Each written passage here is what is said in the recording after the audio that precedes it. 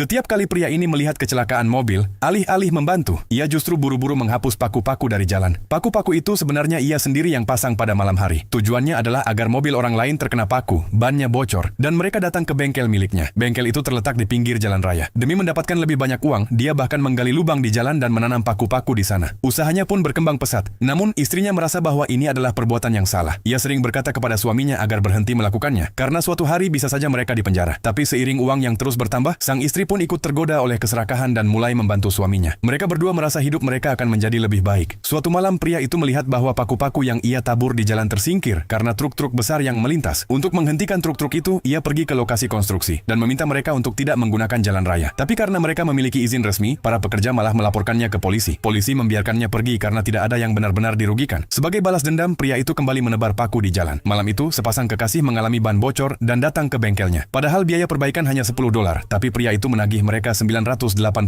Melihat uang sebanyak itu, ia sangat senang. Ia lalu menyiapkan lebih banyak paku dan kembali keluar malam-malam untuk menyebarkannya lagi. Keesokan harinya, seorang wanita kaya sedang mengemudi dan juga terkena paku-paku itu. Dia pun datang ke bengkel yang sama. Melihat pakaian mewah wanita itu, David tahu bahwa dia orang kaya. Setelah memperbaiki bannya, David meminta bayaran $100.000. Namun wanita itu memberinya $200.000 dan sebelum pergi, dia menyindir bahwa uang hasil ketidakjujuran tidak akan bertahan lama. David merasa terganggu mendengarnya, tapi senang karena mendapat banyak uang. Malam itu, mereka berdua mendapatkan ide baru. Mereka membawa bor listrik dan mulai menggali lebih banyak lubang di jalan agar paku-paku bisa dipasang lebih kuat. Mereka bahkan menanam baut ekspansi di lubang-lubang itu. Mobil-mobil mulai berdatangan dan dalam satu hari saja David mendapatkan $800.000. Ia membelikan istrinya hadiah mahal dan membeli mobil mewah untuk dirinya sendiri. Ia merasa hidupnya telah berubah total. Namun, wanita kaya yang sebelumnya datang tiba-tiba menghilang. Polisi akhirnya menemukan David karena ia pernah menagih uang dalam jumlah sangat besar dari wanita itu. David mengira polisi telah mengetahui soal paku-paku yang ia tanam. Tapi saat mereka hanya menunjukkan foto wanita itu, David merasa sedikit tenang karena tidak ada bukti kuat. Polisi pun melepaskannya.